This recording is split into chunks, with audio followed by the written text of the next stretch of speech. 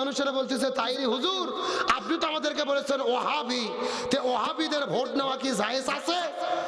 তাইরি ওয়াজের মধ্যে যে ফতোয়া দিয়েছে যে ওহাবিদের বাড়িতে যাওয়া যাবে না, এদের সাথে বিয়ে দেওয়া যাবে না, এদের বাড়িতে খাওয়া যাবে না, এদের সাথে ঘোরা যাবে না, চা খাবেন ঢেলে দেই। সেই তাইরি আবার নতুন করে নির্বাচনে দাঁড়াইছে মোমবাতি মার্কা। বলেন কি মার্কা? মোমবাতি মার্কা নির্বাচনে দাঁড়াইছে হবিগঞ্জ সুনারু ঘাট থেকে। আজকে ভোট চাইতে গেছে মানুষদের কাছে। এখন মানুষেরা বলতেছে তাইরি হুজুর আপনি তো আমাদেরকে বলেছেন ওহাবি, তে ওহাবিদের ভোট নেওয়া কি জায়েজ আছে? তাইরি ওয়াজের মধ্যে যে ফতোয়া দিয়েছে যে ওহাবিদের বাড়িতে যাওয়া যাবে না, এদের সাথে বিয়ে দেওয়া যাবে না, এদের বাড়িতে খাওয়া যাবে না, এদের সাথে ঘোরা যাবে না। ওহাবি কারা? যারা আহলে সুন্নাত ওয়াল জামাত। আমরা তো সবাই আহলে সুন্নাত ওয়াল জামাত, কিন্তু ওদের মতো যারা আমরা মাজার পূজা করি না, ভণ্ডামি করি না, আমাদেরকে ওরা বলে ওহাবি। বিশেষ করে যারা কওমি মাদ্রাসাতে পড়াশোনা করে এদেরকে বলে ওরা ওহাবি। এখন এই মানুষগুলো ধরে বলতেছে তাইরি হুজুর আপনি তো বলছেন আমাদের সাথে মেয়েকে বিয়ে দেওয়া যাবে না, খাবার দেওয়া যাবে না, ঘোরা যাবে না, তে আমাদের ভোট কি আপনারা নেওয়া যাবে? কি ফতোয়া জিজ্ঞেস করতে চিন্তা করে দেখছেন? এখন ভোটে তো দাঁড়াইছে, ভোট হিন্দুরও লাগবে, ভোট মুসলমানেরও লাগবে, ভোট ওহাবিরও লাগবে। কথা কন না কে? একেবারে তাইরিকে জায়গা মতো ধরেছে, জায়গা মতো প্রশ্ন করেছে যে মাহফিলে মাইক পাইলেই যাকে তাকে ওহাবি বলে গালি দাও, ইচ্ছা মতো ফতোয়া দাও, এদের সাথে ঘোরা যাবে না, খাওয়া যাবে না, বিয়ে দেওয়া যাবে না। তোমার কাছে প্রশ্ন করি ওহাবিরা যদি খারাপ হয়, এদের সাথে বিয়ে দেওয়া না যায়, খাওয়া না যায়, ঘোরা না যায়, এদের ভোট নেওয়াও তো তোমার জন্য জায়েজ নাই। কথা কন না কা?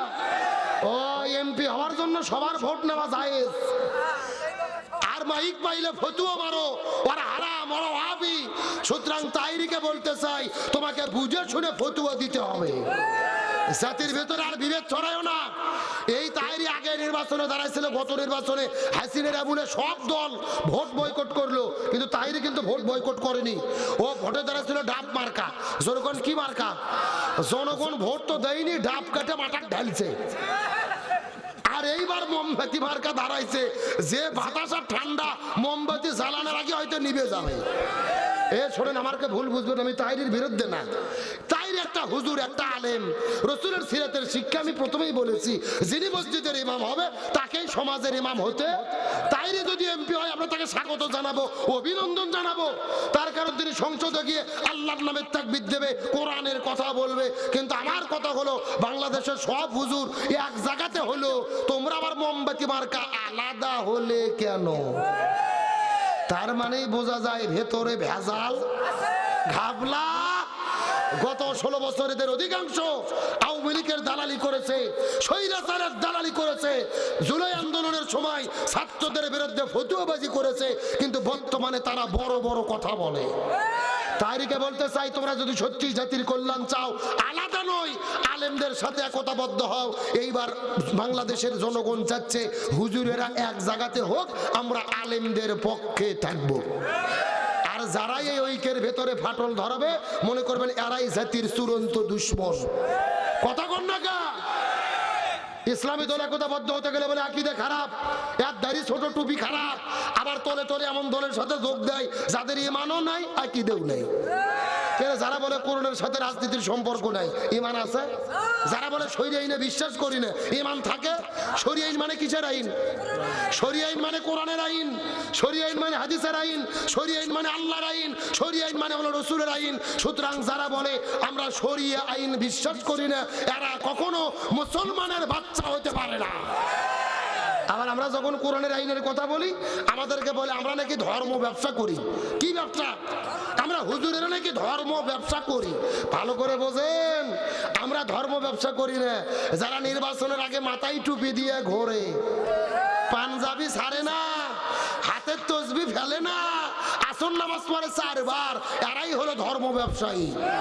যারা নির্বাচনের আগে মাথায় টুপি দেয়, মুখের মধ্যে দাড়ি রাখে, পাঞ্জাবি পরে, ভোট পার হয়ে গেলে টুপিও ছাড়ে, পাঞ্জাবিও ছাড়ে, নামাজও ছাড়ে, এরাই হলো সবচাইতে বড় ধর্ম ব্যবসায়ী। সুতরাং আজকে আলোচনা করেছে রাসূলের আদর্শ। আজকের আলোচনার মূল কথা, যেই নবীর আদর্শ দিয়ে মসজিদ চলবে, ওই নবীর আদর্শ দিয়ে সংসদ ভবন চালাতে হবে।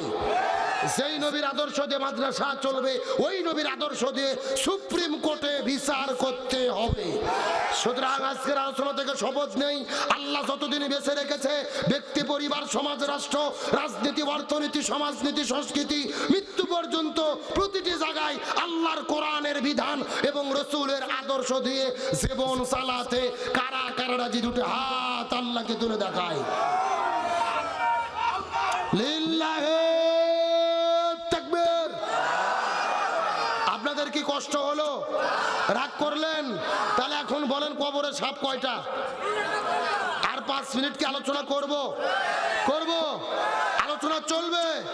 কারা কারা চলবে না হাত তোলেন। হ্যাঁ, আপনাদের যে ঘুম ধরে গেছে এইবার বোঝা গেল। আচ্ছা, সত্য সত্য কারা কারা চলবে হাত তোলেন তো। লিল্লাহে তাকবীর। সাউন্ড আগের মতো নাই, হাত নামান। আচ্ছা, আপনাদের এইদিকে কি ফুটবল খেলা হয়? বিয়ে অবিয়ে খেলা হয় না? এক পাশে যারা বিয়ে করতে তারা, আর এক পাশে যারা বিয়ে করলে তারা, এরকম খেলা হয় না? এখন একটা তাকবীর দেব। প্রথমে তাকবীর দেবে যারা বিয়ে করেনি তারা, তারপরে তাকবীর দেবে যারা বিয়ে করেছে তারা। দেখি কাদের সাউন্ড বেশি, দেখার দরকার আছে না নাই? প্রথমে হাত উঠে অবিবাহিত কারা কারা দেখি। যারা বিয়ে করনি ছেলে পেলে হাত তোলো, যারা বিয়ে করনি। হ্যাঁ, লিল্লাহে তাকবীর। মারহাবা, হাত নামাও।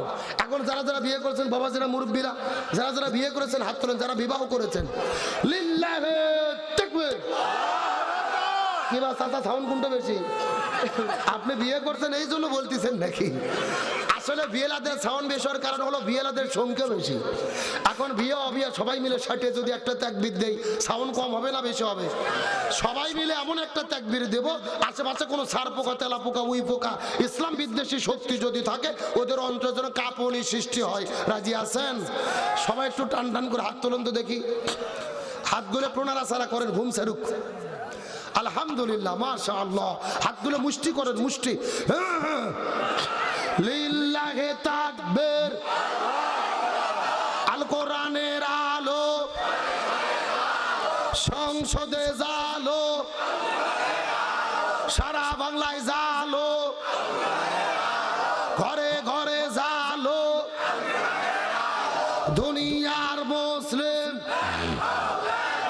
ইসলামের শত্রুরা, কোরআন আছে যেখানে,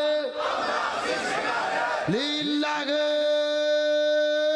তাকবীর। আলহামদুলিল্লাহ ভাই, আমার কলিজা ঠান্ডা হয়ে গেছে। রাত বাজতেছে 10 মিনিট কম 12টা।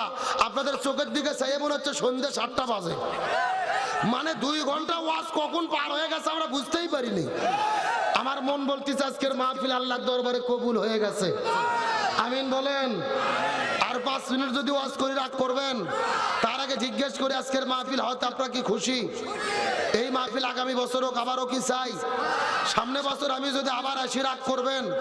এই মাহফিল হতে কারা কারা খুশি? কষ্ট করে আর একবার হাত তোলেন, চিৎকার করে বলেন ইয়া রাব্বাল আলামিন। আজকের মাহফিলকে আপনি কবুল করে নেন। এই মাহফিলে ওসিলা করে আমাদের সবাইকে মাফ করে দেন।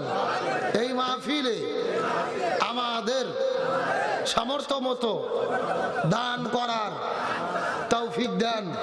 সবাই বলেন আমিন। হাতগুলো মুষ্টি করেন, মুষ্টি মুষ্টি। হ্যাঁ, আস্তে আস্তে নামায়া নামায়া নামায়া পকেটে ঢুকান। একটা লোক উঠতে পারবেন না। আমি আলোচনা শুরু করার পরে লোক কমেনি, বরং বেড়েছে। আলহামদুলিল্লাহ কোন দ্বিতীয় বক্তা কালেকশন করেছে মাত্রেন। তাহলে চিৎকার করে বলেন কবরে সাপ এসেছেন কয়টা? আমার বন্ধুগণ, মুসলমান ভাইরা গভীর মনোযোগ লক্ষ্য করুন। কোন দিকে নজর নাই, কোনো দিকে তাকাতাকি নাই। সর্বশেষ 2টা মিনিট কথা বলে বিদায় নিয়ে চলে যাওয়ার চেষ্টা করব। হুজুরেরা মিলে ফতোয়া দিয়ে দিল, এ পৃথিবীর মানুষেরা কোটি কোটি কবর করে কোনো লাভ হবে না। এই মেয়েটি দুনিয়ার মধ্যে যে পাপ করেছে, ওই পাপের কর্মফল তাকে কবরের মধ্যে ভোগ করতে হবে। বরং এই তিনটা কবরের ভেতরে প্রথম নম্বর যেই কবরটা তোমরা খনন করেছিলে ওই কবরের মধ্যেই তোমরা মেয়েটিকে দাফন করে দাও। কিন্তু মানুষেরা বড় ভয় পেয়ে গেল, সাপের মধ্যে কেমনে মেয়েটিকে দাফন করবে।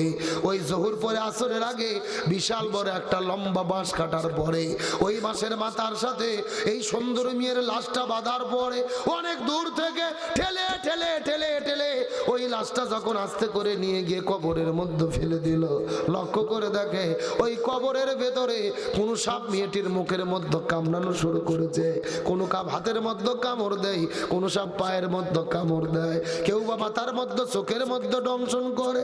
এই দৃশ্যটা দেখার পরে সবাই কবর ছেড়ে ভয় পালিয়ে যাওয়া শুরু করলো। আলেমেরা ডাক দে বলে, পৃথিবীর মানুষেরা খবরদার খবরদার, কবর ছেড়ে যেও না। কবর ছেড়ে গেলে পরবর্তীতে আমাদের বড় বিপদের মধ্যে পড়া লাগতে পারে। বরং হাতের ভেতরে মাটি নিয়ে, ইটে নিয়ে, পাথর নিয়ে ওই কবরের মধ্যে তোমরা মারা শুরু করে দাও। ওই কবরের ভেতরে কেউ বা ইট মারে, কেউ বা পাথর মারে, কেউ বা ঢিল মারে, মাটি মারে। মাটিগুলো দিয়ে কবরটা যখন পড়া শুরু হয়ে গেল, সবাই কবর ছেড়ে চলে যাবে। লক্ষ্য করে দেখতে পারে একটা বৃদ্ধ চাচা ওই কবরের পাশে দাঁড়িয়ে হাউমাউ করে করে করে করে করে করে কান্না করে। আলেমরা ডাকতে বলে, এ চাচা আপনি কেন কান্না করেন? ওই চাচা কান্না করতে করতে ডাকতে বলে, এ হুজুরের আবার কান্না করার কারণ হলো এই যে কবরের ভেতরে যেই মেয়েটিকে তোমরা কিছুক্ষণ আগে সাপের মধ্যে ফেলে দিলে, আমি হলাম ওই মেয়েটির হতভাগা বাবা। তার কারণে দুনিয়ার মধ্যে যদি কোনো কুসন্তান থাকে, বাবা মার জন্য হলো দুঃসংবাদ। কিন্তু কোনো ব্যক্তি যদি দুনিয়ার মধ্যে একটা আলেম করে রেখে যেতে পারে, দুনিয়ায় সন্তানকে হাফেজ রেখে যেতে পারে, দুনিয়ায় কোনো পিতা মাতা সন্তানকে যদি আলেম বানায়, হাফেজ বানায়, এই দুনিয়া থেকে বিদায় নিয়ে চলে যাবে, কবরে শুয়ে থাকবে, সন্তান কোরআন তেলাওয়াত করবে, ওই কবরের মধ্যে সওয়াব পৌঁছায়া দেবে কি? এই যাচ্ছে সেই সন্তান মাথার মধ্যে পাগড়ি নিলেন, হাফেজ হয়ে গেল, এর বাবা মা বড় সৌভাগ্যবান। আল্লাহর নবীজি হাদিস শরীফের মধ্যে বলেন, হাসরের ময়দানে ওই হাফেজের পিতা মাতাদেরকে, কোরআন তেলাওয়াত যারা করে আলেমদের বাবা মাকে, এই রকম সিংহাসন আল্লাহ তাআলা জান্নাতের মধ্যে দান করবেন। আর আলেমদের বাবা মার মাথার ভেতরে আল্লাহ তাআলা নূরের তাজ পরায়া দেবে। এই জন্য আপনার দুইটা সন্তান, তিনটা সন্তান, আপনি ডাক্তার বানাইছেন, ইঞ্জিনিয়ার বানাইছেন, কিন্তু কোরআন সুন্নাহর জ্ঞান যদি দিতে না পারেন, বড়ই দুর্ভাগ্য। অন্তত একটা সন্তানকে এই যে মাদ্রাসার মধ্যে দেবেন, একটা সন্তানকে হাফেজ বানান, একটা সন্তানকে আলেম বানান। একটা সন্তান যদি ইমাম হয়, একটা সন্তান যদি মুয়াজ্জিন হয়, কবরে চলে যাবেন, ওই সন্তান দুনিয়ার মধ্যে বেঁচে থাকবে। যতবার নামাজ পড়ে আল্লাহর কাছে হাত তুলবে, রব্বির হামহুমা কামা রাব্বায়ানি সগীরা, এই বলে যখন দোয়া করবে, দোয়া করতে দেরি, ওই বাবা মার কবরে সওয়াব পৌঁছাতে দেরি হবে না। এই জন্য আখিরাতের জীবন যদি ভালো করতে চান, ওই কবরে যদি ভালো থাকতে চান, অন্তত একটা সন্তানকে আলেম বানান, একটা সন্তানকে হাফেজ বানান। এই যে নবীজির মাদ্রাসা যারা দান করলেন, আলহামদুলিল্লাহ, এখনো দান করতে পারেন নাই, সামনে দান করবেন। নবীর মাদ্রাসার সঙ্গে আপনারা অবশ্যই সম্পর্ক রাখবেন। তার কারণ হাদিসে রাসূল বলেছে, হাসরের ময়দানে আল্লাহ যখন ইসরাফিলকে হুকুম দেবেন ফুৎকার দেওয়ার জন্য, ফুৎকার দিয়ে পুরো পৃথিবী পর্বত নক্ষত্র সব ধ্বংস হবে, কিন্তু মসজিদ মাদ্রাসাগুলো ধ্বংস হবে না। আল্লাহ বলবে, মসজিদ মাদ্রাসা তোমরা কেন ধ্বংস করলে না বলো তো দেখি। মসজিদ মাদ্রাসাগুলো বলবে, আল্লাহ এই দুনিয়ার মধ্যে যারা টাকা পয়সা দিয়ে সাহায্য সহযোগিতা করে মসজিদ বানাইলো, মাদ্রাসা বানাইলো, এই মানুষগুলো ওদেরকে জান্নাতে না থাকা পর্যন্ত আমরা ধ্বংস হব না। আল্লাহ বলবে, এ নবীর মাদ্রাসা, এ আমার ঘর, এই মসজিদ মাদ্রাসা দুনিয়ার ভেতরে টাকা পয়সা দিয়ে যারা নির্মাণ করেছিল, মসজিদ মাদ্রাসার সঙ্গে যারা সম্পর্ক রেখেছিল, এ মসজিদ মাদ্রাসা এদেরকে খুঁজে খুঁজে নিয়ে তুমি জান্নাতে ঢুকায়া দাও। এই জন্য নবীর মাদ্রাসার সাথে আমাদের সম্পর্ক রাখার দরকার আছে না নাই? এই জন্য এত শ্রেষ্ঠ একটা দ্বীনি প্রতিষ্ঠান। আপনাদের মাদ্রাসা দেখার পর আমার কলিজা ঠান্ডা হয়ে গেছে। গ্রাম এলাকায় এত বড় একটা মাদ্রাসা আপনারা করেছেন, আপনাদের ওসিলাই আল্লাহ করাইছে, আলহামদুলিল্লাহ বলেন। আপনাদের সাথে অনুরোধ করে বলি, প্রতি মাসে প্রতি বছরে অল্প কিছু টাকা হলেও শুধু মাহফিলে মারহাবাদে দান করতে হবে না, নিজের থেকে টাকা পয়সা কিছু নিয়ে মাদ্রাসায় গিয়ে গোপনে গোপনে দান করবেন। এই মাদ্রাসাটা টিকে রাখবেন, এই মাদ্রাসার প্রতি সম্পর্ক রাখবেন। আল্লাহ চাইলে এই মাদ্রাসার ওসিলাই আল্লাহ আমাদের জান্নাত দিতে পারে কি পারে না? এই মাদ্রাসার সাথে সবাই সম্পর্ক রাখবেন ইনশাআল্লাহ। কারা কারা রাখবেন একটু হাত তোলেন তো দেখে। লিল্লাহে তাকবীর। এই মাদ্রাসার সাথে আমাদের সম্পর্ক রাখার তৌফিক দিক বলে আমিন। আমার বন্ধুগণ, মুসলমান ভাইরা গভীর মনোযোগ লক্ষ্য করুন।